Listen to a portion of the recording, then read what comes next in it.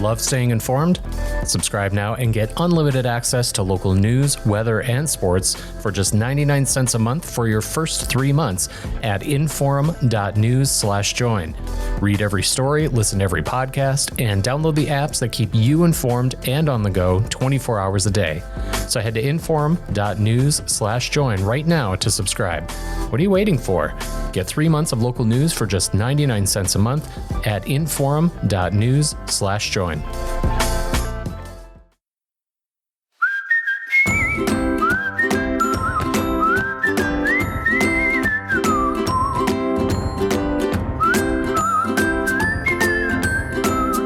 Welcome to Plain Talk, and we're going to focus on national security.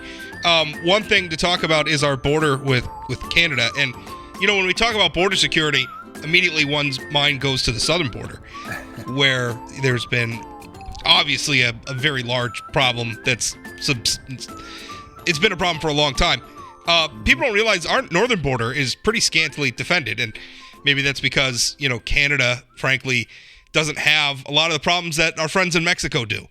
Sure. But that doesn't mean that the border doesn't need to be defended. So we're going to talk a little bit about that with my guest, Senator Kevin Cramer. We're going to talk about CO2 pipelines.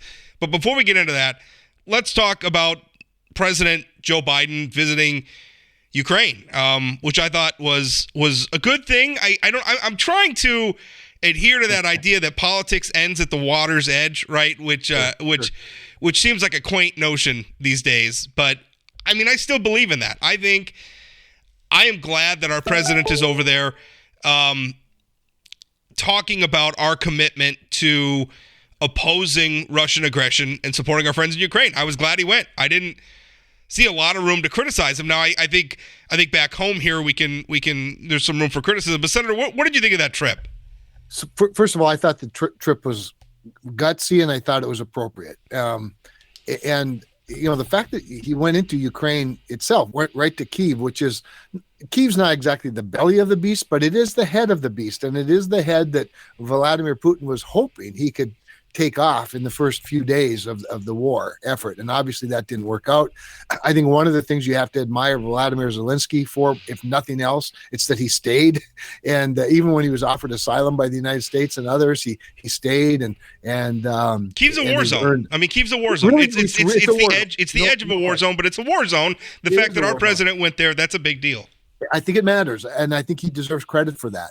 The problem with, with Joe Biden, and we've talked about this before, is that he tends to think out loud. So when he gets to these places, he gets wrapped up in the conversation with allies or adversaries, in this case, obviously allies, and he starts talking tough and big, and pretty soon he's promising blank checks and open accounts. And as you know, president's words, we went through this with the previous president, with President Trump. President's words matter a lot. They're watched, they're recorded, they're amplified, they're dissected, and so that was a little bit unfortunate. But Rob, again, I don't have any trouble with him going there. I think it was a good move. I think it makes us look good as a country. And then I think, frankly, his trip the next day to Poland was also important and very valuable. Poland, of course, many people see as, first of all, the biggest recipient of refugees from Ukraine, which is true. They've certainly stepped up and provided lots of sanctuary for Ukrainian people. They also are most likely, at least most often, considered the next target of Vladimir Putin, who has been pretty open about his desire to most recently, Ukraine. He's talking about wanting to roll some of Poland's borders back. So, right. Exactly right. Our Polish friends are rightly very engaged on this front and very concerned about Russian aggression. Yep. Also, that's been one of the issues, like with tanks, for instance, and obviously Germany's been a part of this as well. But I think Poland has expressed some frustration with Germany, and I think by extension with the United States, about the ability to, obviously not just get money and get supplies in there, but even allow some of our allies to provide money and supplies. They've expressed frustration. Do you think Poland's right to be frustrated with us? Yeah, I think they are right to be frustrated, particularly with the NATO nations in Europe. So the United States, I think in the early going, one of the challenges for the Trump administration, or I'm sorry, for the Biden administration, was that they didn't respond quickly and they didn't respond very big. And they still really don't. $113 billion has been appropriated so far for Ukraine. I think they're still sitting on over 40 billion. And so the president dribbles it out, a couple billion here and a couple billion there. And he's been pretty late in a lot of cases getting munitions where they needed to get. But you said who's sitting on the 40 billion? Ukraine sitting on the 40 billion? The United States. Okay, we are. So that's why when he goes on a trip like this and he promises more money, and today or yesterday he announced another 2 billion. I think people need to realize that's not 2 new billion. That's 2 billion from the money that's previously appropriated. Because if you're adding it all up, it's about 113 billion total from the United States. Only about 70 billion of which, maybe not even quite, has actually been sent and spent. A good chunk of that is actually not money at all. It's munitions. A lot of it's stockpiled munitions. A lot of it's very old munitions. But we're to a point now, Rob, where we have to build up our own stockpiles, and to do that we have to kick in our own defense industry. And so there's a lot of complexity to all of this, but I think Ukraine has been rightly concerned about the pace at which they've been getting, particularly the military assistance they need. Now, you bring up Germany and Great Britain, the two biggest players, obviously the biggest supporters in Europe of Ukraine and its border countries. But even Europe altogether doesn't come. They come close, but I think we're 113 billion. They're maybe 80 billion, something like that they've supported with. But at the same time, we have to remember they're the ones taking in a lot of the refugees. They're the ones that are losing energy supplies from Russia and things like that. They're paying a lot of costs that aren't included in that total. A lot of other costs. There's no question about it. But now you're seeing everybody step up a little bigger, particularly the United Kingdom and Germany. The tanks are an important one, Rob. At the end of the day, and this is not radical, I don't think, but this is pretty well where I am. I don't think we can give them a blank check, and nor should we, because that'll always be leveraged, I think, against us, and people will draw the binary conclusions all the time that, well, we need money for our own use, including our southern border, and they're right, we do. All of that said, we need Ukraine to win. I personally would just as soon see us give them whatever they need to win quickly, as opposed to sort of dribble it out over the course of decades in hopes that they win someday. I just think I think early on we weren't all in. I think now we need to be all in if we're going to be in at all. Well, I think honestly, I think a war. I mean, it's hard to say, because on one hand, how long can Vladimir Putin sustain this? How long can he continue to send Russian troops, Russian men and women into a meat grinder? How long is his political support going to last, et cetera, et cetera? I mean, on the other hand, part of what worries me is that eventually we're going to have a ceasefire. Now, obviously, I don't see any Sure. Zelensky is not he's not on board with that. But eventually, that we're going to see a ceasefire, and then Russia is going to have gained some.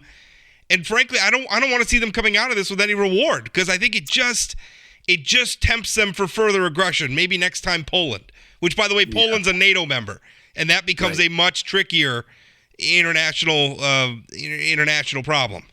Well, at that point, we are obligated to respond in defense of our NATO allies. And I think this is something that's lost on a lot of American citizens, but we should remind them of it, and that's important. The other thing about this is, with your point about a ceasefire and what would Zelensky accept, to his credit, he's accepted nothing short of the original boundaries of Ukraine. Get out of my country, basically. That's right. That's exactly right. So these were the ones that agreed to by Russia and Ukraine, along with the United States and the United Kingdom, in the Budapest Memorandum in 1994. And now that means that in recent years, the last couple of decades, Russia's already changed those borders by it going into Crimea, for example, and other areas. So far, everybody's all or nothing, and I get that. Whether or not there's some line that Zelensky thinks, well, okay, we're willing to give that for peace or to secure people or keep people from being killed anymore, that's going to be up to him for sure. But at this point, I think he's right on, and I think you're right to be concerned if if Putin is rewarded in any way, shape, or form, it would be unfortunate. How do we? One of the things, because you were talking about not wanting President Biden to be writing blank checks, and I agree with that. Only because I think that becomes tricky. If it's a blank check, then we're obligating ourselves to whatever Ukraine asks for, and if we ever say no to Ukraine, now we're going back on the blank check. That becomes tricky. As much as I support Ukraine, I don't want blank checks either. That being said, one of the challenges we always have as the United States in this is that we're a democracy, and we have to navigate through this. Not everybody in Congress wants to support Ukraine. Not everybody in the United States obviously wants to support Ukraine. A lot of us would some of them would like us just to get out now and stop supporting them and let Ukraine and Russia figure it out, which I think would be a terrible, terrible mistake. So that always seems the difficult part. How do we have robust debate and honor the fact that we're a democracy without creating uncertainty for our allies? That always seems like a very difficult thing. How do you, as a senator, like when you're thinking about how I talk publicly, how I vote in the Senate, how do we balance that? How do you balance that? This is why I do your podcast every couple of weeks, and why I do so much other talking, and why it grieves me that many of my colleagues do not, because politics today has gotten to a point where gravitating to the lowest common denominator is the easy way to re-election, but it's not responsible. And, Abraham Lincoln always talked to the people, and he didn't have podcasts and the media. Ronald Reagan, he didn't do a lot of town halls or have a lot of visits or a lot of news conferences, but he talked to the American people. And I think we need to do a better job. And by the way, I think some of this, frankly, comes down to our education system. It's amazing to me, and I have to remind myself occasionally, especially when I watch the House of Representatives and some of the people that are the most adamantly opposed to our involvement in Ukraine, or even a few of them, my Senate colleagues, they're generally young.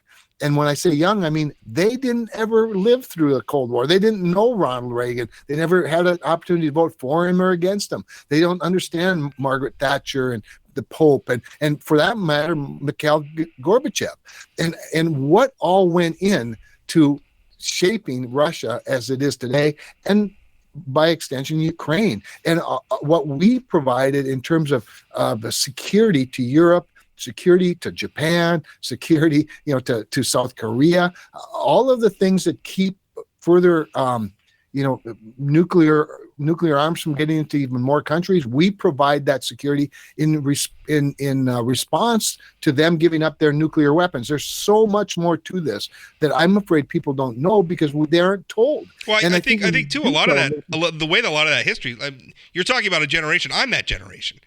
Yeah. I was born in 1980, so I was born the first year he was elected. And so a lot of our perception of the Cold War era, the Reagan era, is filtered through popular culture. So it's movies and television shows. And, not all of it's bad. Tom Clancy exists. His novels are very popular. But, right. But on the other side, it's, a lot of that's been portrayed in ways I think that were pretty one-sided and pretty unfair. And so when people are thinking about this, it's just all, and let's face it, our adventure in Iraq didn't help, because of a lot of the things that we went through. It wasn't. Let's just say that it left a bad taste in people's mouth, and so I think there are some people who think, oh, here we go on another adventure in Ukraine. And it's just like my generation's touchstone was Iraq and Afghanistan, which didn't necessarily end so well for us. That's right. So that's right. I think that's the lens we're seeing it through.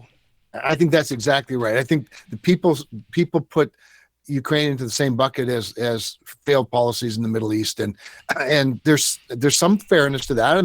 We did we did it, and we shouldn't have done some of it, and we can't be the world's policeman. But it's interesting. You raise a point about the lenses with which we look through things.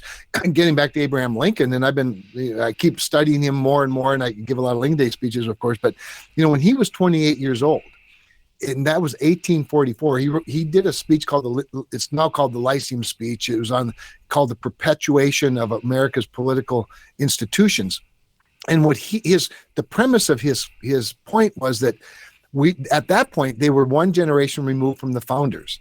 So, the founders and their children and their spouses, widows and whatnot, had pretty much gone. There were still some, but the passions of people were such that, and he warned about this, don't let the passions replace the institutions. And what he was speaking of is that leaders never want to plow the previous leaders' ground. They always want to plow their own ground. And that leads to different choices and forgetting the foundation that they're standing on. And he's exactly right. And that's what we see, I think, generation after generation, and why so many, in some cases, errors are repeated. And in other cases, we don't understand what America was actually built on and why we are who we are and why we do have greater responsibilities and why, abandoning third world countries comes with a price. When China suddenly becomes a superpower because they took over the areas, filled the voids that we left. And that's not to say that all of these are the right positions, but I do think the lens of history is really, really important and not appreciated enough by more people. We great segue, Senator, bringing up China, because that's where we're going next with balloons. And although obviously China is, the extent to which China is going to be willing to back Russia's play in in Ukraine is an open question. It is. Yeah. But this balloon situation was, I don't know, because there's some people who think, we're blowing it out of proportion. It's not that big of a threat.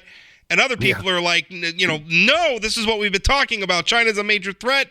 They're flying balloons over sensitive parts of our country. What's your take on this? How seriously are we taking this? So I think we're taking it quite seriously, but I do think there's been some overreaction to certain parts of it. But again, I would blame that as much as anything on the administration's response to it. And by response, I don't mean not shooting it out of the sky over Alaska. I mean, you're familiar with Alaska. There's about one person per square mile, but that one person, does live there, and they might be in an elementary school, and there's lots of reasons to not oversimplify the challenge. But to me, there's a couple of things in terms of the response. First thing is, why would China feel like they actually could do what they did? Send a balloon at 65,000 feet, visible to the naked eye, to spy on sensitive areas of the United States. What emboldens them to do that, except that they perceive some weakness or they have some other strategy involved? The other thing then is, the administration just didn't get in front of it soon enough. They didn't talk about it. They still really don't. I've been in two briefings, secure briefings on just this topic, and several others in the last 2 weeks on China in general, on their nuclear capabilities or space capabilities. I mean, most of what we do in the Armed Services Committee these days involves some aspect of China's adversarial position. All of that said, I don't think the spy balloon itself was that big a deal, quite honestly. Our intelligence community knew about the program. They followed this balloon from its very launch. They knew where it was at all times. The problem is that our intelligence community oftentimes hoards information, way too often hoards information. They don't share it, even when they're supposed to. We've set up entire systems for them to share data so that others in the government are aware of it.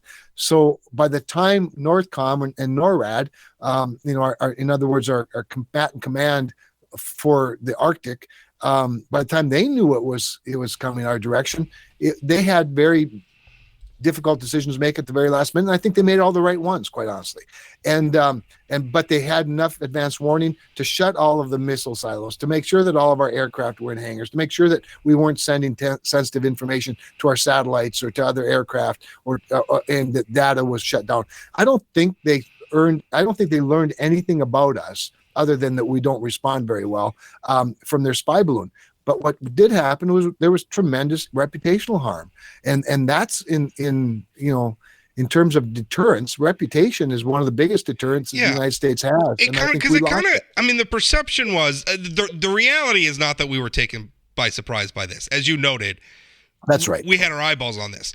The perception, that was my perception when I first learned about it. How the hell did this balloon get over Montana without nobody hearing about it? Like, why? Right. Why didn't? I mean, it seems like, and I don't know. I mean, I would have said, listen, the minute it's on the edge of our airspace, we'd say, listen, we see you, China. We see what you're trying to do, and we're going to knock your silly balloons out of the sky as soon as we get around to it. But we're not threatening. I agree. I mean, there's a much better approach to that. Give me some confidence that we know what we're doing with this, because I think you're right. We have the confidence. We're protected. We're okay. I don't want to overreact to this, but give the public that confidence. That there was an information vacuum there that created a real problem.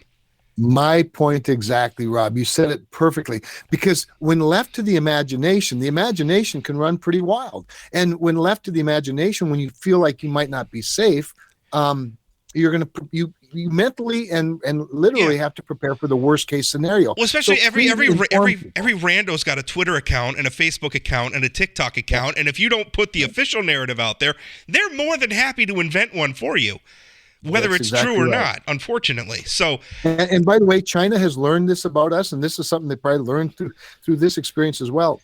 That they've taken full advantage of our very open system. Sure. I wouldn't trade our very open system with their very efficient one for anything in the world, but we do have to recognize it. And I think, to your point, it does not take a great deal of effort or creativity to inform the American public, particularly when you know it's going to be seen by the naked eye. And how about calling some governors? How about calling the governor of Montana, well in advance and say, hey, there's this air balloon coming in your direction. We're shutting down Malmstrom Air Force Base. They won't see anything, but want to make sure that you're aware of it. And those are the kinds of things and the protocols that have not been in place that should have been. I perceive, and I'm not making an excuse for this. This is not an excuse. We've all got to do better. But part of the problem, I think, is that we're so polarized and there's so much distrust in government between the public and the government, and then the government even within itself, that it seems like nobody wants to have those conversations. A part of me wonders, I think I can't read their minds, but part of me wonders the White House is just like, well, we don't really want people to talk about this. We don't want to create a firestorm on the internet, so we're just not going to say anything. That's the wrong choice. That's not an excuse. But I feel like it's so toxic. It makes that sort of the function that government's supposed to play, it makes it hard. And this is why, getting back to your first point about Joe Biden visiting Ukraine, I guarantee you that the majority of my colleagues in the Senate aren't praising him for it. Excuse me. And so I think we have to, as leaders, we have to give credit where credit is due, rebuild some of that trust. And now there's some people, and there are lots of, in our open system, again, lots of things working against us, to your point, but this is why you don't leave a void.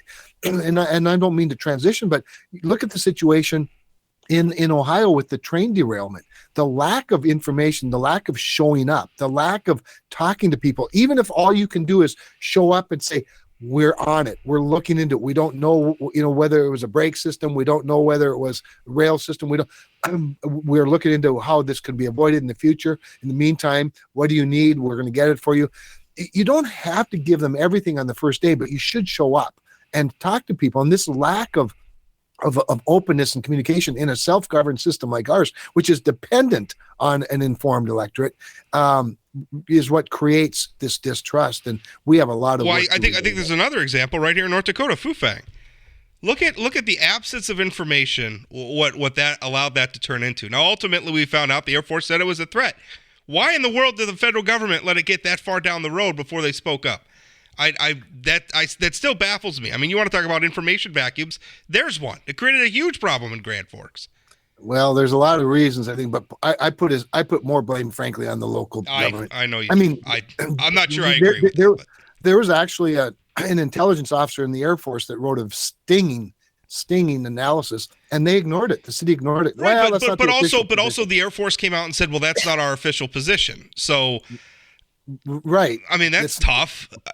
Talk about mixed signals. It is, but this guy's now in the Space Force. He's been Major Jeremy Fox has actually been promoted. In other words, if you're a savvy Air Force community that cares about your military base, and an Air Force major, the intelligence officer, puts out an intelligence analysis that says there are a lot of things wrong with this, I think you go with that. I don't think your default is okay. Then we're going to do this other thing. But then when the Air Force disavows it, I think that puts you in a tough position. Well, but they didn't. They said that's not our official position. They never disavowed the information. And then not long after that, we get the chief of staff of the Air Force, in a public hearing of the Armed Services Committee of the Senate saying, I'd rather discuss it with you in a secure setting. Again, while they didn't make the decision for Grand Forks, they were sending really direct messages. And I'm a member of the Armed Services Committee. I told them for months and months and months, stop, this is a really bad idea. Well, we need something more actionable. And my concern was they wanted somebody to tell them it was okay. That was never going to happen. And I always said it was never going to happen.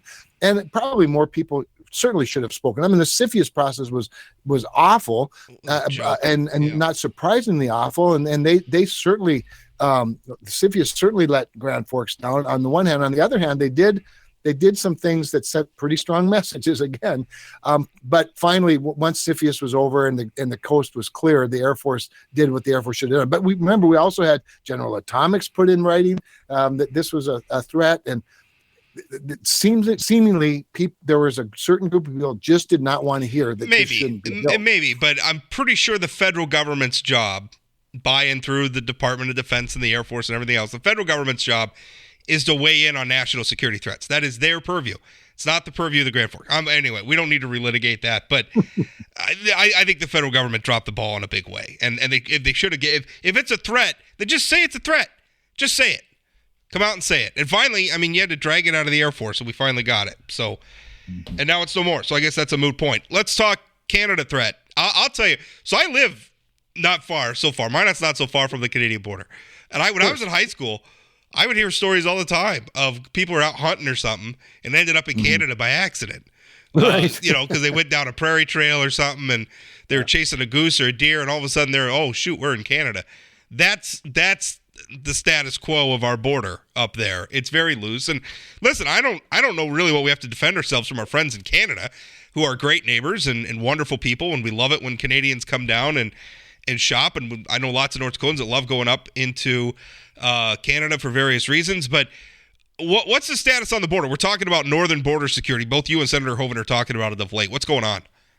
Well, so what's happening is there was an article a couple of weeks ago. I think it was in I don't even remember one of the national or maybe even an international publication about a dramatic increase in border crossings at the northern border. Now, that shouldn't surprise anybody. That border was pretty well shut down for a couple of years during the pandemic, and God knows we've had some serious struggles with both federal governments on loosening vaccination requirements and testing and all those things. Getting it back and forth.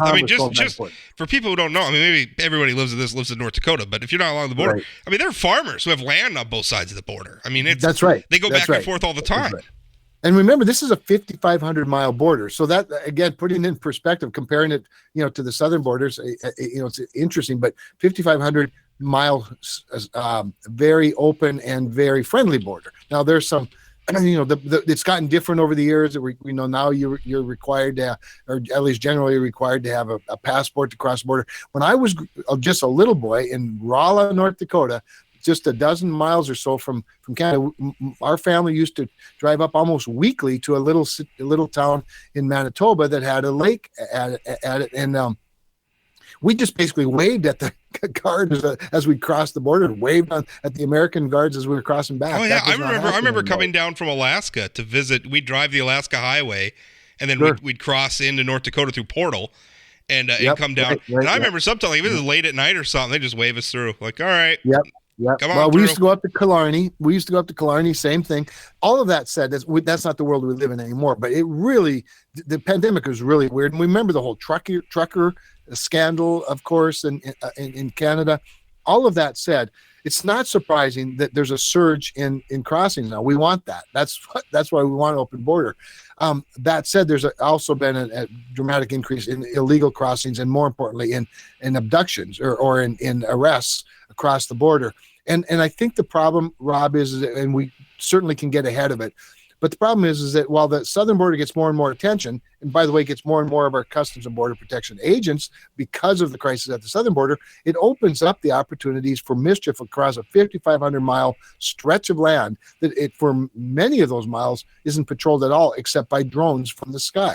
and we don't want. I want it to be that way. I don't want to put up a wall, obviously, on the Canadian border. But we do have to get ahead of it and make sure that the cartels and others that can afford to don't take advantage of our openness and our friendliness, the Canadian border. And so I think it's good that it's in the headlines. I think it's good that that it's under a bit of a microscope, but we have to make sure that our Customs and Border Protection has the money that they need to have enough people. And this is a struggle in every agency in the government and every industry in the world, other than the Space Force. The Space Force has all the people they need because they get way more applicants than they can take. But we need to make sure that our border stays secure. I remember one time I was the chairman of the border caucus, the Northern Border Caucus in the House. The Senate doesn't have one, but in the House. And I remember I was doing an interview on one of the Sunday morning shows up in Toronto or Montreal, I forget, but one of the networks anyway across the country. And I was live, and I remember saying at that time, the concern was, Islamic extremist terrorists crossing into the United States through Canada, because Canada had lower immigration standards than the United States did. And I was doing this interview, and they asked me some question. I said, well, just remember, our North American security is only as good as our weakest link.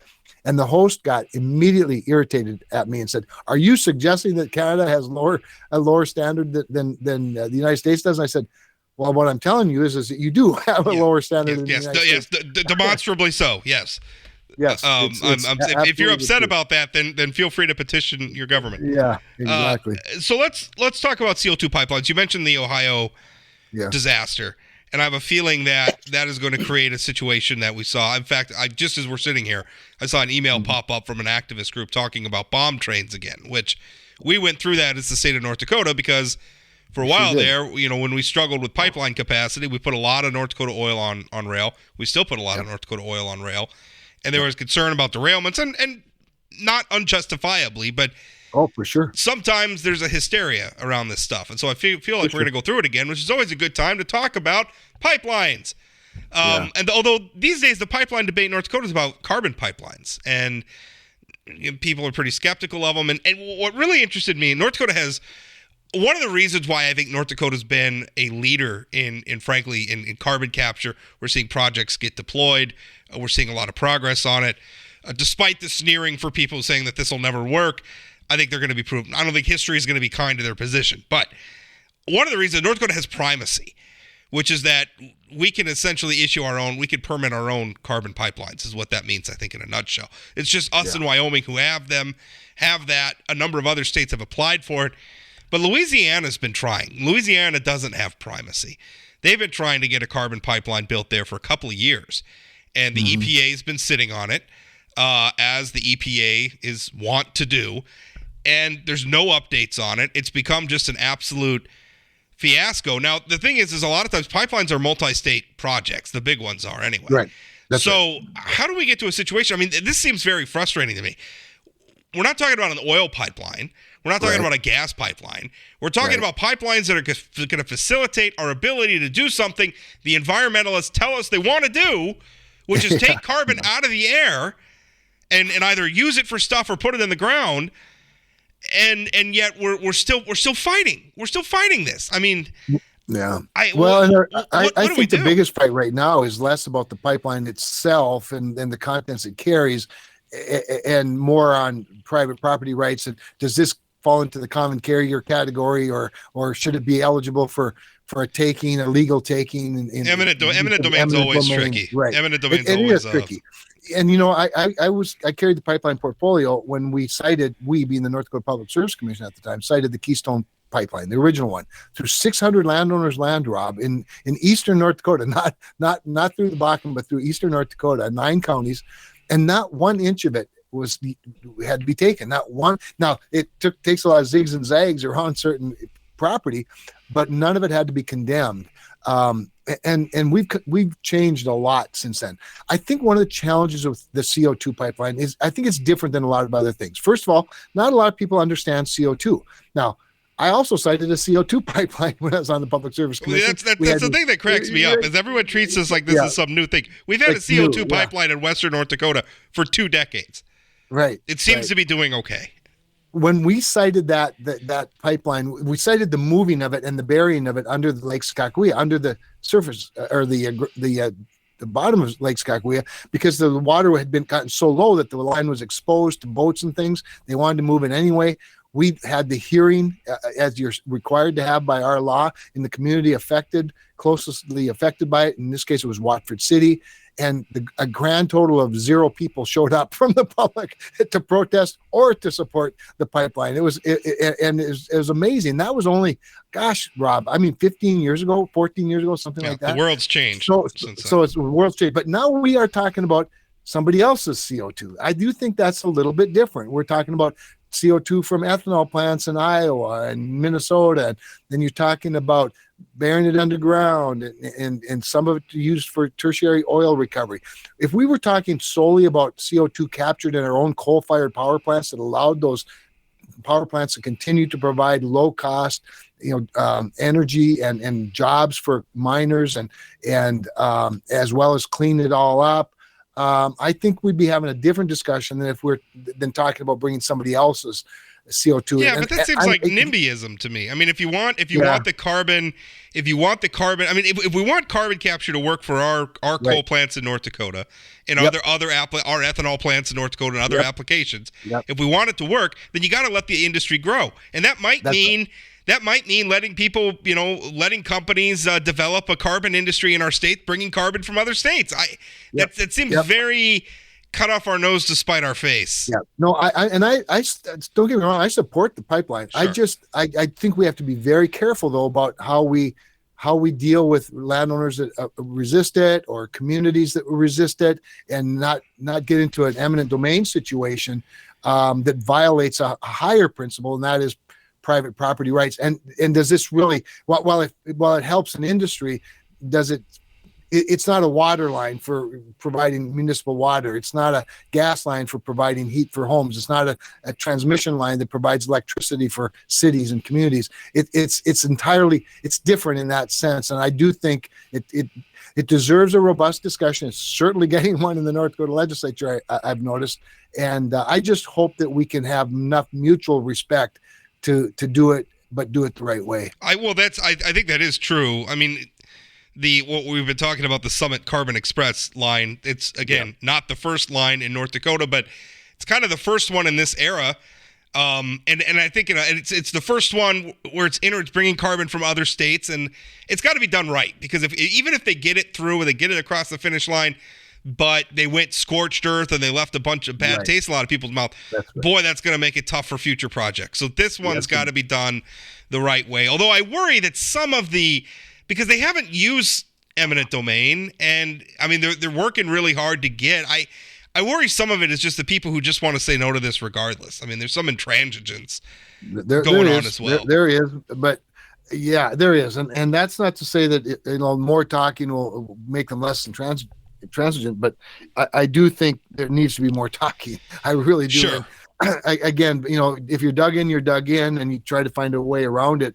But as I said to John Boehner one time when he was Speaker of the House, I said, Mr. I noticed that there are certain people in the House that always voted no, that had more to say about things than the vast majority that wanted to do things. And I said, I cited the original Keystone Pipeline across 600 landowners' land. Not one of them had to be condemned. Not 1 inch had to be condemned, but guess which landowner made the most money per inch? And it was the 600th one. And he said, "Don't worry. Hey, we remember who were the people who were with us early." My point being that it gets harder and harder. I think they're at something like 60% or 58% of the landowners have already signed easements. That means the remaining 42 have more and more leverage. Right. And so it's a community effort for sure. It's the nature of the beast. To be careful. But why? Yeah. Let's switch. But we ended up talking about the North Dakota example, because and then we skipped over. But it seems really odd to me that President Biden's EPA is being such a stick in the mud about carbon capture and carbon pipelines when the key legislation that he campaigned on, right, in the midterms, like one of the key, had so much money for carbon capture in it, right? The American, the Reinvestment Act? Yeah, it's actually the infrastructure bill. No, that's right. The infrastructure bill. I mean, President Biden championed that. Like, that was a good bill, and now his administration is roadblocking it. What gives, Kevin? But I think, remember, that was a very comprehensive transportation infrastructure bill. It included transportation of lots of things, as well as cars and trucks. But I think he did that to get the bill passed. Lots of promises. The DOE still has a lot of that money for projects, for seed money, for early investment in technological advancement and whatnot. And then, of course, we also passed the 45Q tax legislation that provides some tax incentive as well for private industry to invest in it. So there are a lot of tools out there. But remember, when you have the regulatory regime underneath you, you can stop lots of things. Remember, he always claims that no president has approved more easements or more leases for federal oil. And the fact is, no one's done less since going all the way back to LBJ. And he just says these things because he well, first of all, he doesn't know, or he'll put out a word that we're going to allow all these leases, but then the permits for the applications for permits gets stonewalled, or the permits for the pipelines that would provide transportation get slowed down. There's lots of ways to keep oil in the ground or keep product in the ground through the regulatory regime while appearing to be supportive. And I think that's what they do. The bottom line is, Rob, Democrats today, led by Joe Biden, hate coal. They hate oil. They hate gas. And what I always say, and this is why I do so much, as you know, on the national level on these topics, is I don't mind if you want to reduce CO2 emissions, go for it. It seems to be that most Americans want to do that. But you don't have to pick a fuel source that you hate and make that and make every policy around that. The fuel source is not the problem. The technologies and the innovations that can make every fuel source better are the solutions.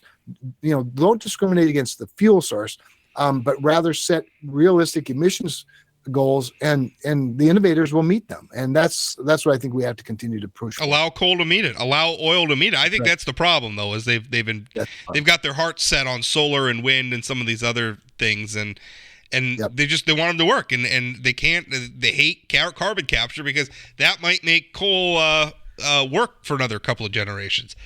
Yep. All right, final big document scandal where we had President Trump got caught up in it, and then President Biden got caught up in it, and now, boy, it kind of seems like a lot of people are being very, very loose with classified documents. You made an interesting point, though, about document over classification, and I think probably there's a lot of journalists out there, certainly maybe not on me, I don't traffic in a lot of classified stuff, but certainly national journalists who are maybe nodding their heads saying, yeah, I think we're classifying too much stuff. I totally agree. I've believed that since the first time I went into a classified briefing in a SCIF. You go into a SCIF and you hear all this classified information, then you walk out and you see your colleagues having news conferences about everything they just heard. And so I think we do overclassify. My best example of this was when I, as you know, stood up the Space Force. I carried that legislation, helped create it, led that charge, and I went up to Cavalier, to the space station. At that time, it was still an Air Force station, but with the brand new, at that time, the very first chief of space operations, General J. Now I'm losing my mind. I'm forgetting his name anyway. And when we went up to, when the general and I went up to Cavalier, the first thing we did is went in the SCIF. Well, first thing we did is cut the ribbon on the SCIF because that was a brand new thing. And we went to the SCIF and he shared information that was highly classified about Russian satellites. And I'm sitting there going, oh my gosh, the country needs to know this. The country needs to understand that there's a pretty big problem in space and that we're behind, Russia and China in some areas, particularly low Earth orbiting satellites, offensive weapons, all these things. But we couldn't say it even to airmen outside of that SCIF. We could only say it to certain people that had a certain clearance. And we walked out, and it wasn't long after that Space Force declassified a bunch of that information. And what it was that what do they call those? The Russian dolls, I forget the nesting dolls. I forget. Yeah, the nesting dolls. That's what it was. We heard about it not long after that when we made public that we'd identified these nesting doll style satellites that Russia had in space. And it was important because I think if you want the confidence of self-governed people, and we started the show talking about this, you want the confidence of self-governed people, you have to inform self-governed people. And if you inform them about things that are important, but maybe not as top secret as we're pretending they are, you maybe will get by with saying to them occasionally, you know what, we just can't share that information. You gain confidence with relationship, and that confidence gained by communicating. And I just think we just overclassify, and certainly the media would agree with that, obviously, as you point out.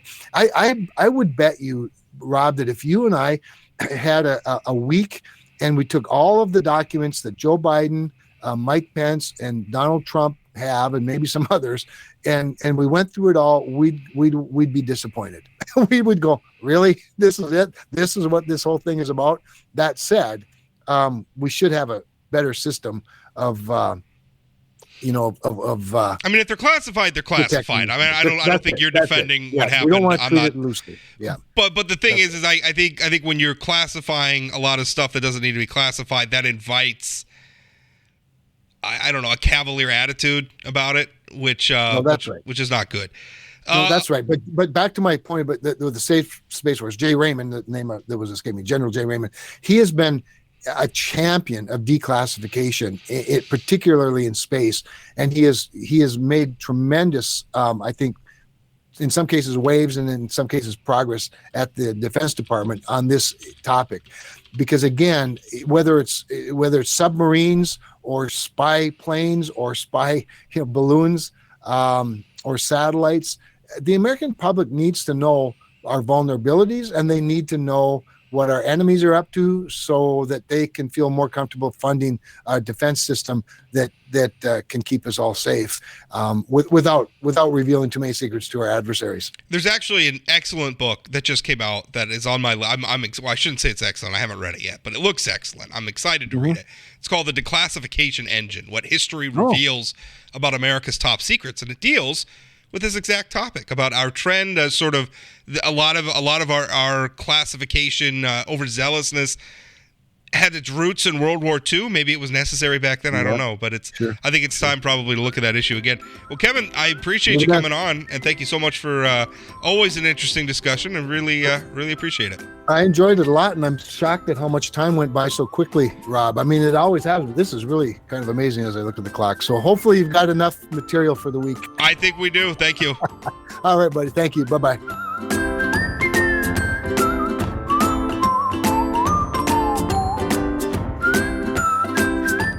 Did you know Forum Communications Company has a robust podcast library? At inforum.com/podcasts, we have everything from politics, sports, true crime, outdoor adventure, and more. Visit inforum.com/podcasts and explore them all today.